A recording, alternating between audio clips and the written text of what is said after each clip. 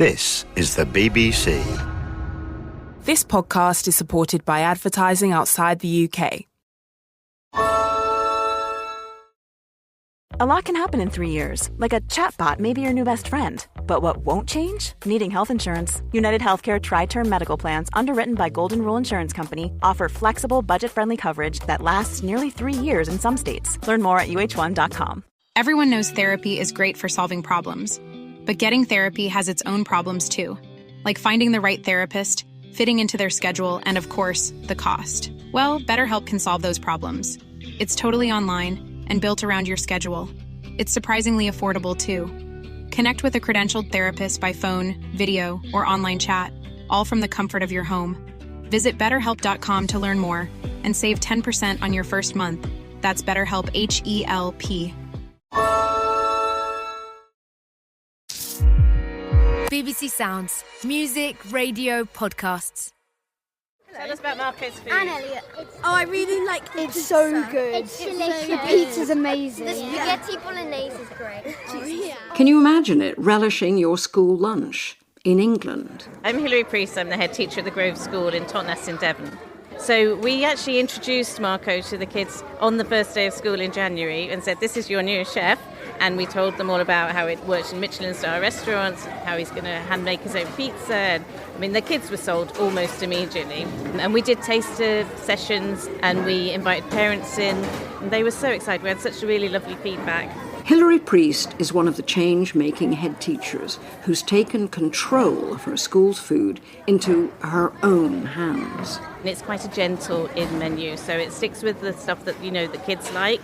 And then you gradually add some extra bits to their taste buds. And the little ones especially, they're really adventurous. We had stickers if they could try something new. So every day they say, I've never tried celeriac before. And then they try it and they get a sticker. And there was a winner. You have to play gently with children's taste palettes. It's not going to be an overnight thing. But literally within a year, they're trying so many amazing foods. Hilary has revolutionised food at her primary school in an economically mixed area of Totnes. Producer Sophie, Anton and I had lunch there, so we know how good the food is. It's now a meal service that doesn't drain the whole school budget and actually teaches children what quality food is, expanding their curiosity and the kinds of foods they like, shaping their future health. Fabulous, an investment in Britain's future, right? But why should such an important change depend on a committed head teacher? I'm Sheila Dillon, and head teacher Hilary's revolution is our way into a subject that we've covered a lot over the decades, school food. So much of it is still so terrible, so processed, so unappealing, so not the basis for health and happiness. Why? Back in 2005, I interviewed Jamie Oliver for this programme, the week before his groundbreaking series, Jamie's School Dinners, was aired on Channel 4. He'd spent a year working at Kidbrooke School in Greenwich. For the first time, people who didn't work in education grasped the horror of what was being fed to our children. The first reality is the amount of time opening boxes of frozen, dreadful quality junk food, not enough hours in the kitchen, almost invisible level of training because there was no need for it because you just reheat stuff and you probe it, and if it hits a certain temperature then that's it. And of course I was shocked. You know, I knew that things were bad, but I think it takes you to be there for 2 weeks to see the repetitiveness. You'd see the same kids eat the same thing, burgers, chips, every day. If I was 14 years old and you came into my class and said, what do you want to read in English? Then I promise you most of my friends would have said Viz or comics or porn, you know, and that's the truth of it. We didn't want to read Macbeth, but you know what? The school knew better. But at school lunches, we don't care. Jamie was working with the legacy of the Thatcher years when food standards were abandoned and competitive tendering became the law. Lots of calories at the least cost was the guiding principle. Children could just choose. In that 2005 food programme, we broadcast these clips from Prime Minister Thatcher and her Education Minister, Mark Carlisle. Now, most parents can afford to provide their own children with milk or to give them money to buy milk. I understand that on the whole with children in the secondary school, the a la carte, snack-type, cafeteria-type meal is considerably more popular than the traditional school meal, and in fact has just the same nutritional value. After Jamie's School Dinners was broadcast in 2005, it seemed impossible to ignore the school food scandal. By that time, Labour were in power. A lot of fine words were spoken, but the British disease of trivialising food seems to know no party boundaries. 8 years later, it was the coalition government who commissioned a bold school food plan, which proposed free school meals for all, like in Sweden and Finland. That didn't happen, but free meals in primary school up to the age of 7 were introduced, along with revived food standards. So why in 2024 is that Totnes school so far from the norm? Here's Henry Dimbleby, co-author of the school food plan, talking to me a few days ago. I think what Jamie did was extraordinary. He basically showed us that we were all willfully blind to how bad things had got. When we arrived, things were getting better, but there was still too much food that was beige, bland, and boring. At the time, when we looked across the system, we found people doing good things in every different way in which you could provide. So in-house, people with caterers, people where the council did it. But I now go around a lot of schools, and I worry that, as with so many things in society, the inequality in the system has increased. There are now more and more schools doing really extraordinary things. But then, on the other side, there are schools that are serving things where it used to I just think this isn't good enough. It now makes me quite angry that the care taken in some schools is so poor that you have horrible, processed, beige, unappetizing food, queues, the teachers not eating with the pupils. I mean, it goes back to stuff that was as bad as before Jamie Oliver got involved, when we completely opened up the system to the private market with no regulation whatsoever. And I hate to say it, that I think that it is very difficult now. I see that the schools that I go into that have private provision are doing a less good job than they were when we were doing the school food plan. So the schools now increasingly that are doing it really well are where a head teacher has brought it in-house and has decided that this will be one of the many differentiating features of her or his school. Henry Dimbleby. The free school meals called for in his and John Vincent's plan are gradually now becoming reality. School meals are in the power of each of the 4 nations.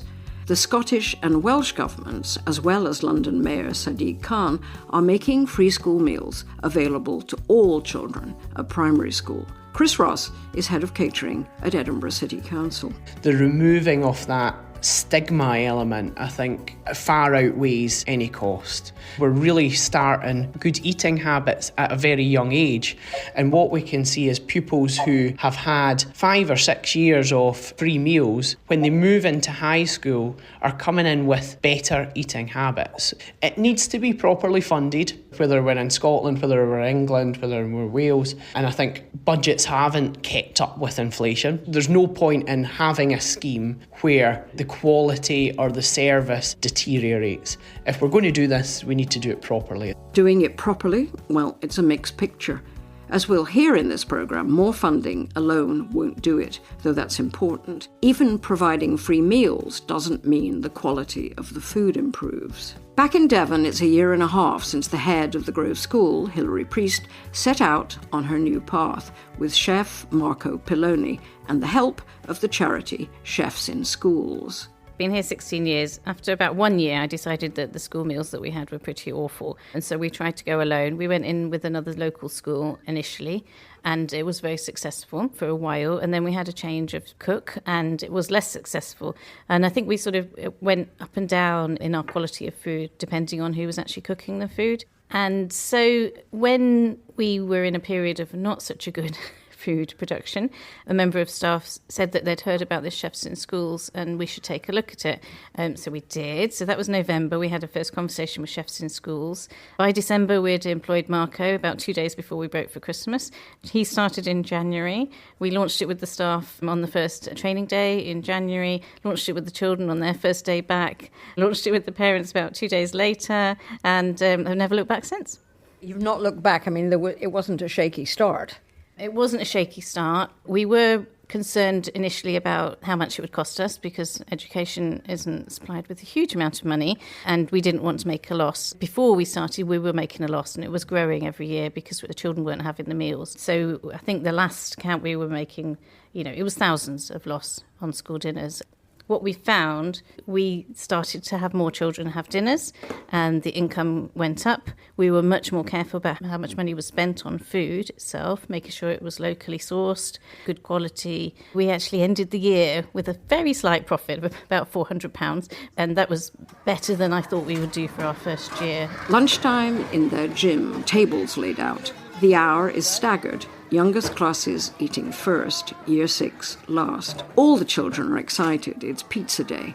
Marco made the bases that morning and has just set out a salad bar of toppings for each child to dress their pizzas. I just watched 2 little girls, probably 5 or 6. Quite a lot of pineapple. Yeah.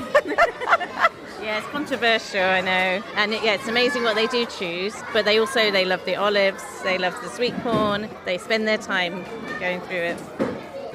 I'm Marco Pilloni. I'm the head chef educator at the Grove School. It's basically build your own pizza Wednesday or tomato soup with homemade garlic bread. Marco, you've only been here quite a short time. I love it. I can't fault it, to be honest. It's very rewarding. You used to live in London and work in big establishment. I was burnt out of that industry, really. But there's big benefits, working in a school. You just work many less hours. There's very tight budget, but that's the challenge. It works, we make it happen. Every day I'm reusing what I have left, trying to cut the wastage as much as I can, because that's my only way to keep the cost down. One of the priorities, obviously, I can't cut on quality because that's the reason I'm here. I'm here to show these children that if they start with a better diet from early age, it will be easier for them to carry on that path. So when you first came, were you serving them things they weren't so keen on?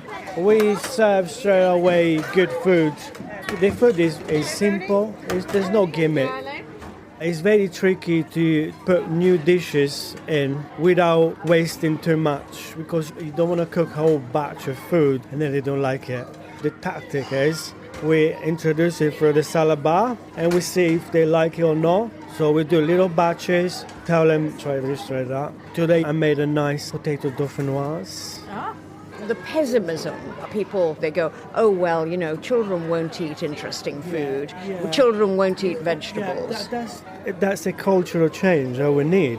Children's a blank canvas. In England, every child is entitled to a universal infant free school meal from reception to year 2. After that, unless parents are receiving certain benefits, such as universal credit, which is available to households earning less than £7,400 a year after tax, parents have to pay about £2.50 per meal. At the Grove School, that means there's a marked drop-off when the children go into year 3. Oh, so Marco really feels for those children who aren't on free school meals, but their parents, they're real grafters and they work really hard, but they might be on minimum wage and they feel that they can't afford school dinners for their children, so they send them packed lunches in.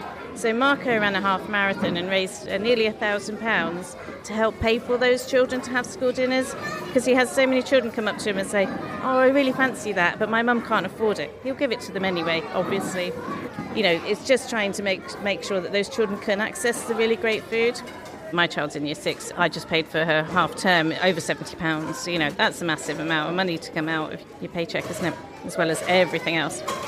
I'm very, very jealous of London schools where they get them paid all the way through primary. And our children, all of them, would be pretty much having school dinners every day. And what difference would that make?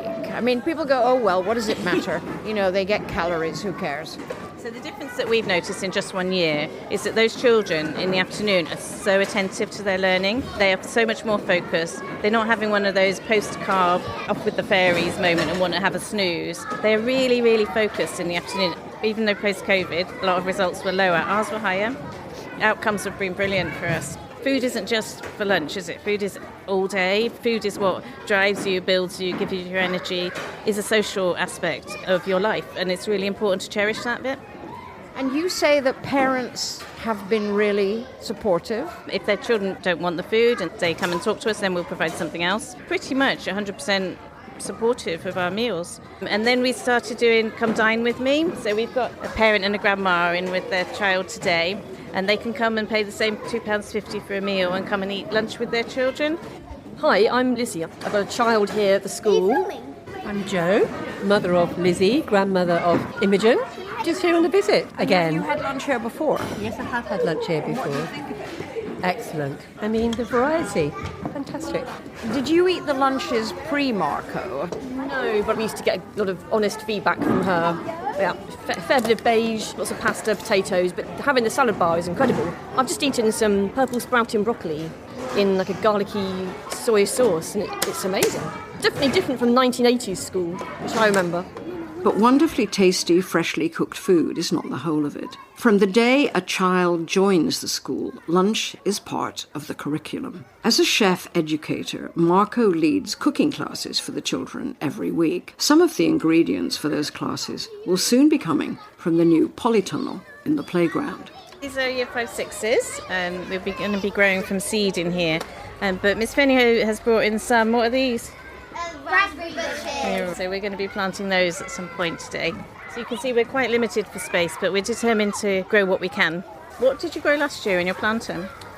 Dill, courgette. Dill, and there was some broccoli that the seagulls ate, wasn't there? Yeah. It was a bit of a shame.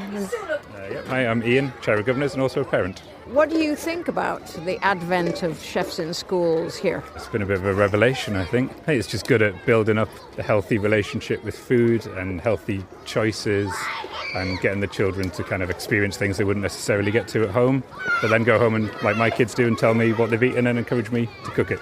As always, Chefs in Schools worked with Hilary and the school to set up a programme specially designed to suit their particular school, training the staff and then staying on site for a few weeks to ensure a smooth transition. Hi, I'm Narissa Buckley, Senior Chef Trainer for Chefs in Schools. Every time the main concern is finance, and because schools are terrified of losing money.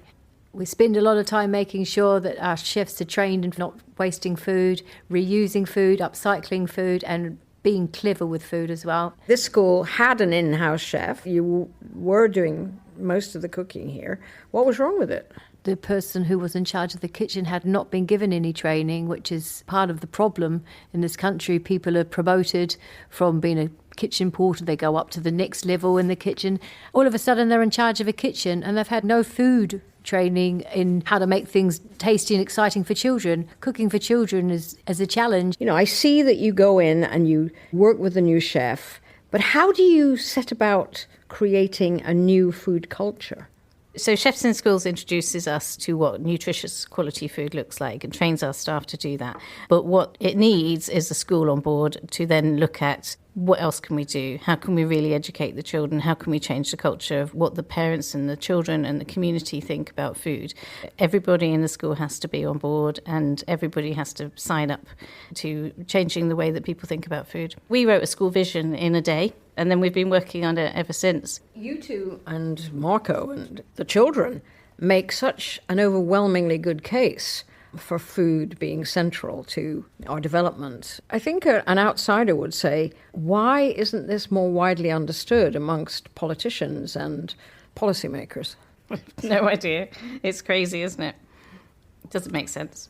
You can just see it in action. You know, the children they love food. The whole conversation I had with them over lunch day was all around food and what they do with food at home and what they've been baking at the moment. It's magical to be in it, but I can't understand why every kid can't have that. Why can't every kid have that? Besides co-writing the school food plan, Henry Dimbleby was one of the founders of Chefs in Schools. Now he chairs the organisation, which means he visits a lot of schools and eats a lot of school lunches, which over the last decade has shown him a central flaw in the actions agreed to by government in their response to the plan. The area where I think it's gone wrong is one of the things that we said is that you had to create a way of really lifting aspiration and lifting standards and training the workforce. And then the key thing for me is who is watching, who is looking.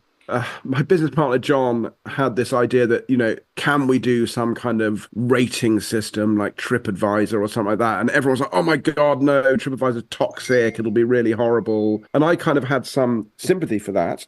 But it means that no one's watching. It means that you can get away with giving terrible food to children day after day, term after term, year after year. And the thing that I wished we had got into the plan then was having some form of compulsory accreditation. If you said, we will accredit certain organisations to go into schools, tell them how they're doing and give them advice on how they can improve, and they're forced to publish those results, that single action would suddenly bring the light of someone looking. And as we know from Ofsted, when someone looks, the things that are looked for get done, almost to the exclusion of everything else, which is why I think sometimes school food is ignored. And in the absence of monitoring? Most of us have complained about something at some times in our lives, and mostly those complaints have gone unnoticed, or at least not had the salience that we would have liked. That is not the case with the complaint of a head teacher in Southampton who wrote to parents to say that the meals he was offering their kids were in effect disgusting, and it was the fault of the catering company, a company called Chartwell's. In March, head teacher Jason Ashley sent a letter to parents apologising for the quality of food at his secondary school in Southampton. It was shared on social media and went viral. Here he is on Radio 4's Today programme. Yeah, I was making a very serious point. Chartwell's have had the contract for about 2 years. My school was a PFI school, so we pay just over £1 million a year to Mighty Services to run the soft services in the school, and then they tender it out to catering firms. So we have very little control, very little say, which then makes it very, very difficult for us to continually raise the issues that we have. And I just felt that I couldn't preside over the quality of the food that was being served, and my school is in a deprived part of Southampton, and most of our parents work really, really hard, and they should expect a decent meal. I think the final straw for me was a meeting on Tuesday with Chartwell's and Mighty and the two other heads who have PFI schools, and I was presented with yet another action plan and a tracker, and that's why I said, how difficult is it to bake a potato? And I got students in food tech that could prepare better salads, and for me it was just not good enough. PFI, Private Finance Initiative, is a scheme where private companies build schools and hospitals as part of a 20 to 40-year contract, usually, where they provide services that don't have a lot of flexibility for the schools or hospitals on the quality of the service. The government stopped the use of these contracts in 2018 as poor value for money, but hundreds of these very profitable contracts still have decades to run. Since Jason Ashley's story made the headlines, the company in question, Chartwell's, part of the Global Compass Group, has been working with the school to improve things and have sent us this statement. Everyone at Chartwell's is passionate about delivering high-quality, nutritious meals for every child we serve. We had an isolated issue at this school in March, which we immediately addressed, and the level of service is now reflective of the high standards our teams work hard to deliver across the country. While the clip you have played dates from March, the head teacher, Mr. Ashley, tells us he is now pleased with the service and is no longer planning on bringing the catering in-house. As Henry Dimbleby has pointed out, good food can come from commercial catering companies and bad food from not-for-profits.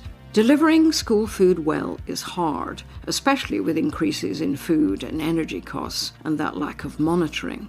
But for many schools around the country, the kind of situation described by head teacher Jason Ashley is becoming more familiar. Well, first of all, I wasn't at all surprised. I've been in a number of schools that company is doing, and I've seen some good food they've served, and I've seen some really bad food that they've served. Now, what I think the measure that I mentioned just now would have changed would have been you wouldn't have had to wait for the head teacher to call it out. It would have been spotted much earlier. What then is the solution to fix it? The problem with that, it was a PFI contract. In those, the person delivering the contract will often go for the lowest possible price. No one was looking. The company clearly was struggling to make it work. And so you had taken the care out of the system. And what I think increasingly is, it is really difficult to serve good food to children and do it in a way that they eat it. Now, all of us parents know that. I think as soon as the company gets too big, as soon as someone's delegating to someone else, you lose that care. And so if I look at all the schools that are doing it well, it's because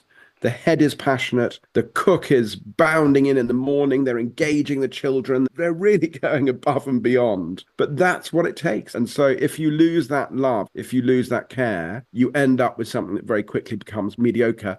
And I increasingly think that it is very difficult in this market with these margins, both to make money from it and in a big organisation to generate the level of dedication that is required. In England, it's school governors, volunteers, who are responsible for overseeing school food standards. But the government currently has no mechanism to monitor who is or who's not complying with those standards. Though 2 years ago, the Department for Education and the Food Standards Agency launched a pilot scheme working with 18 local authorities to test the use of food safety officers checking school food alongside their food hygiene inspections. Early reports say that might work, and the pilot is continuing. We contacted the government for an update on what's happening. A Department for Education spokesperson said, "We are committed to making sure our young people eat healthily, which is why our school food standards mandate that all maintained schools, academies and free schools must provide children with healthy food and drink options so they have the nutrition they need across the school day.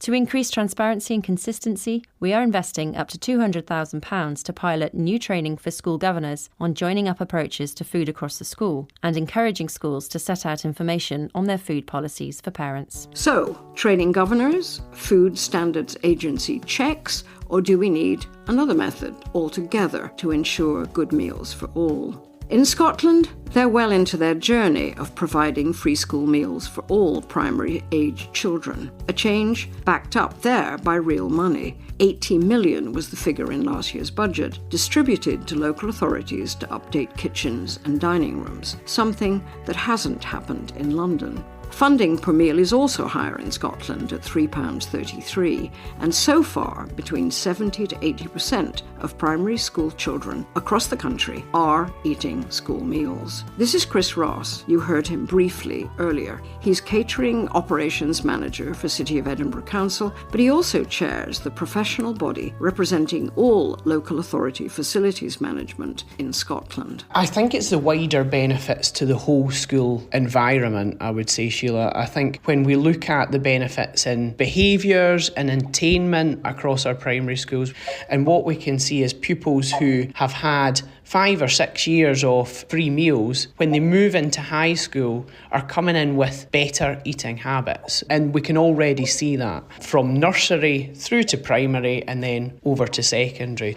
I think that the other benefit is because it's a universal programme, there is no stigma involved. So there's no pupils who are there going, "I've got my free lunch token." You know, that is a thing of the past. It's now everybody in that class can eat together and eat the same thing at the same time. And I think that's a huge benefit. There's a lot of evidence that is now showing rather than a cost, it's an investment, and we're putting money back into the local economy. For every £1 invested in the school meal service, we're seeing a minimum of a £3 return into the local economy.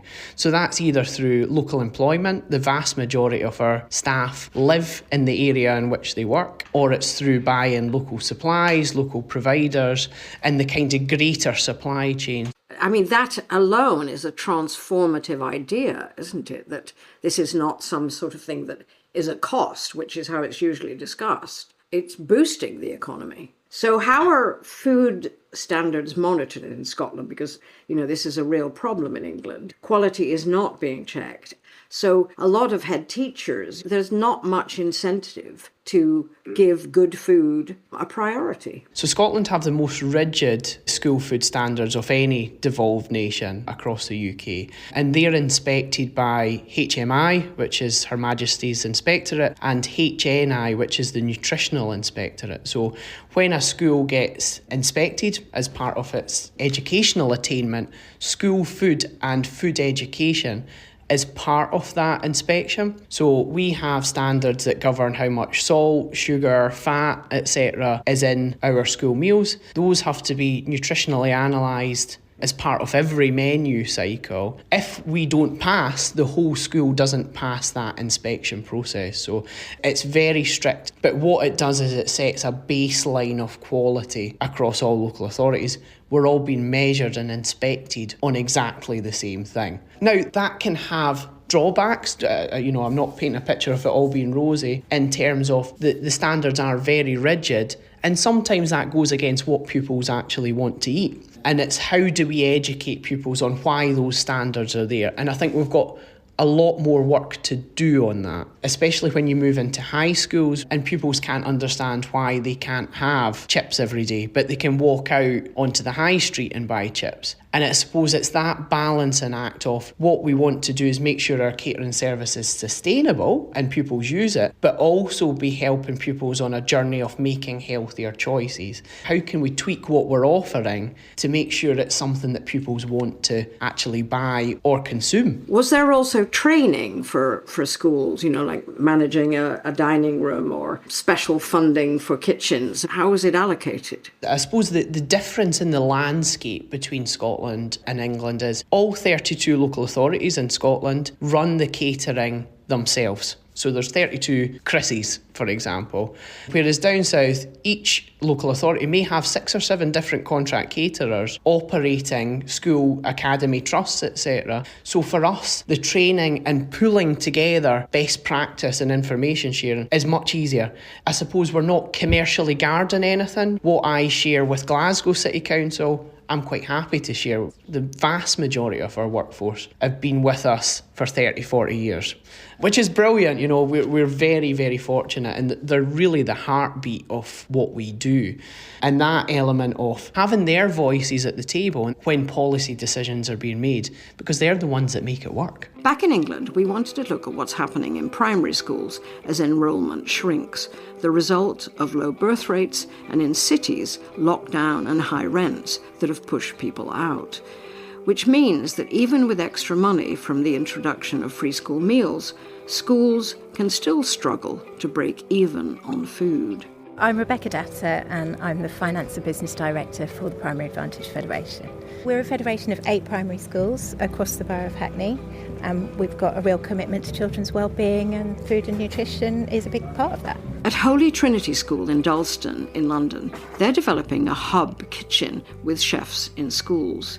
60% of the food for all the schools will be made at Holy Trinity and then delivered. The remaining 40% that needs to be prepared absolutely fresh, green vegetables, for example, will be cooked on site. For years we've been working with external contractor caterers in some of our schools, but there were some quite turbulent times, particularly you probably remember all the hamper scandal during COVID, and then coming out of COVID, our contractors basically wanted to cancel contracts with schools that weren't profit making, and those are all the small schools, because the fewer number of pupils and the lower the meal uptake, the lower the margins are for the contractors. We have a particular issue around central London in that there's falling roll schools, so those pupil numbers are reducing. So there's that alongside whether every child takes a school meal. Smaller schools, you've still got to have a kitchen, you've still got to have staff for service, you've still got to maintain all your equipment, etc. So we knew we needed to do something different, and Holy Trinity here has offered a really good in-house meals provision for a long time, and we wanted all of the other schools to be able to benefit from that really good team and the state-of-the-art equipment. It made sense to bring everything into one place to make the best use of the resources we've got. What were the quality of the meals and what was the take-up? Actually, the contractor that we were working with, or that we've been working with for the last 18 months, was pretty good. So we've been working with that contractor in terms of a smooth exit. The quality of the meals, there is a difference in that they offer a huge amount of choice. So there would be lots of different options, which is much more limited when you come into a hub kitchen model where we're going to be cooking out for various other places. But I would say that the quality here has been really consistent right the way through. One of the things that shocked me with a friend who has a child in primary school was the choice that you're talking about. A child could choose to eat chips and pizza 5 days a week, 10 weeks going, and nobody would notice or comment on it. Absolutely. Yeah, that would be our experience as well. That's pretty shocking, isn't it? Yes, it is. Yes, it is. And here we know that they're getting at least one really decent meal a day. You know, it's freshly cooked, it's all well-sourced ingredients. So what was the uptake here? Our uptake here is really good, but not only from the pupils, the staff absolutely love it. And that's the reason for the round bit on my front. Hardly. Okay, let's go look at the kitchen. Finally, yes. It's all stainless steel, and I've never been in a school with a kitchen like this. Mrs. Graham, who's our head chef. Hello, how are you? Hello. How nice to meet you. What an amazing kitchen. It's like we're at the Savoy, isn't it? Yeah, it is. It's lovely. I'm spoilt for choice, really. What's your background? I've basically done 33 years as a chef, and I've been here now 3 years. And to be honest, I don't really want to move, so it's been great. What's on the menu today? Beef bolognese with herb spaghetti, French beans, carrots, and we're just going to do a jelly today with fresh summer berries on top. You can't convey how nice this kitchen smells. This Holy Trinity school has a great reputation for food. Yeah. But now you're going to be a hub kitchen, you know, for more schools. How is that going to change how you work? It's a new challenge for me every day as it is, but to do this I think it's going to put me in a different situation of more staff, delegation, so I'll take my background and my experience and hopefully do what I'm doing now and obviously move forward with it all. Hi, my name's Nicole Pisani. I'm one of the co-founders of Chefs in Schools. So what's the involvement of Chefs in Schools, Nicole, with what's happening at this hub? So we're going to support the hub kitchen model and launch it in September. We're going to set the kitchen up. We'll create a recipe folder. It's not, taking out of a kitchen the amazing stuff that they currently have. It's keeping that. It's making sure that the skill set in all the kitchens also remains quite high. The idea is to also be very sustainable. So we're going to have delivery drivers on bikes. 60% of the meals are going to get produced at Holy Trinity, delivered in the afternoon to the other 3 primary schools 3 times a week. And obviously the purchasing power. I think the best thing about this model is that they can get really quality ingredients for a really good fixed price. We've just hired a procurement team. They're going to be working with the chef here and make sure that all the quality meals, like what Bex just mentioned, are delivered at an excellent standard and not to have inconsistencies between the schools as well. We're not reinventing the wheel, we're just taking lessons that we know work either in restaurants or in other sort of formats similar to this. It's as simple as making flavoursome food that looks really colourful, that children and students want to eat, essentially, made by people who care in the kitchen. Nicole Pisani, former head chef at Ottolenghi's Noppi restaurant and co-founder of Chefs in Schools. As part of the plans for the new school hub kitchen, Chefs in Schools are sponsoring recipe development days. We dropped in on one being run at Randall Kramer Primary School in Hoxton in the borough of Hackney, one of the London schools with a falling role that's closing soon. In just that one borough, there are currently more than 600 empty places in reception classes. Head teacher Jo Riley has always been a serious advocate of the best school food. She's rueful about her situation in a school she loves. If her school was remaining open, she says, the new hub kitchen would have been game-changing. So I think it's such an essential part of the day in school when you sit down to have your lunch, and it brings the community together. At the moment, I have to subsidise out of my school budget the cost of the food, the cost of the staff, the energy costs, all those kind of things. What we get funded for free school meals isn't sufficient to cover the cost of resources. I've never known school budgets so tight, so difficult, so hard to manage, and so to be subsidising the catering means I can't employ a TA to work with a complex needs child, or children can't go to the theatre, or things like that. So if it's a way of actually getting quality food on the children's plates, but also supports the schools to continue to manage their budgets better, then it can't be anything but a good thing. I think it would be an absolutely brilliant idea. You are, obviously, a head teacher who thinks food matters. But, there's evidence, there's lots of head teachers, that don't see food as up there with maths and English and all the rest of it. And the suggestion has been that to incentivise head teachers like that, there ought to be a kind of Ofsted-like system to judge food. Is that a good idea? I think schools are judged in all sorts of ways already. I don't think it's that heads don't care. Their priorities are so stretched. And when you've got such a tight budget, you're having to make big decisions. It might be food that takes the back step. I don't think inspection in that way is a good thing. If it's actually schools collaborating together, you know, if they evaluate at the end of each half term which food is popular and which is going well, then I can see merit in that. But yet another inspection regime when already there's so much accountability in schools, that would worry me, I think. So to me, it's very important. And I think that at lots of heads, it probably is important. They're just stretched in too many different ways. And I think if it was a model like this where they knew they could get healthy food that wasn't going to break the budget, then of course they would go for it. I think it's the fact that schools are on their own having to make these big decisions. And there are food standards, you know, there's guidance. But again, heads haven't always got time to go and check what's going on in the kitchen. But when you do, you sometimes get surprises. My first year here was quite interesting when I found two of the kitchen staff putting sugar and salt on the potatoes, and I was like, what are you doing? So, because we used to have, I don't know, be unfair to my previous chef, but a lot of processed food, a lot of frozen food. It used to shock me when I opened the freezer and everything was in there ready prepared from these wholesalers that were just awful. So that maybe then, I'm not saying it should be an Ofsted-style inspection of food, but there needs to be some kind of accountability about what quality the children are getting.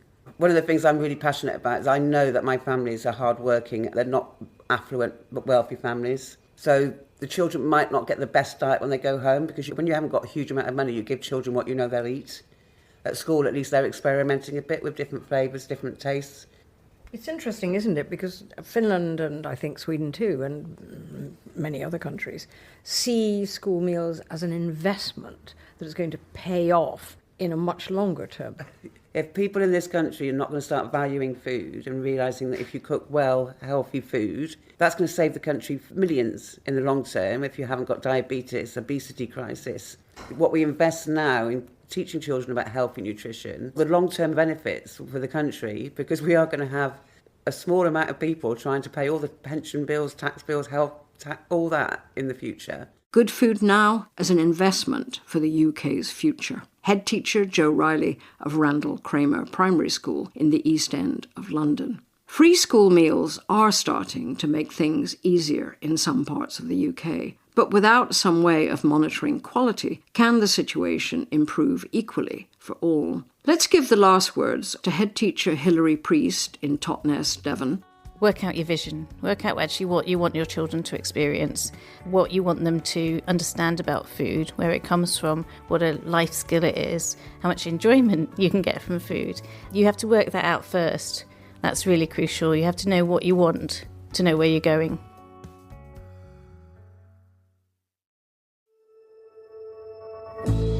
I'm Dr. Michael Mosley, and I want to let you know about my new immersive BBC Radio 4 podcast series, Deep Calm. It's all about how to tap into and activate a remarkable system that we all have, hardwired inside of us, our relaxation response. And it's been developed to be listened to at any time you want to really unwind. We'll discover simple, powerful, scientifically proven techniques to activate this relaxation response and encounter incredible mechanisms that work to help you rest, restore, and find stillness. From the breath to the fractal patterns of nature. I hope you'll subscribe on BBC Sounds.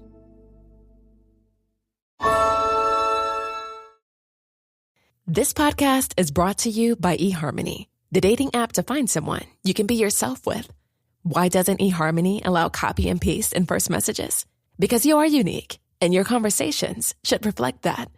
eHarmony wants you to find someone who will get you. How are you going to know who gets you? If people send you the same generic conversation starters they message everyone else. Conversations that actually help you get to know each other. Imagine that. Get who gets you on eHarmony. Sign up today. Hey, it's Nora McInerney, host of the Head Start Embracing the Journey. This is season 2, and if you're new here, these are real conversations with real people living with chronic migraine. This is a show that creates a little more space for empathy and understanding around asking questions and asking for help. So don't wait, jump into the conversation and learn a little more about life with chronic migraine. Listen to the Head Start Embracing the Journey on the iHeartRadio app or wherever you listen to podcasts.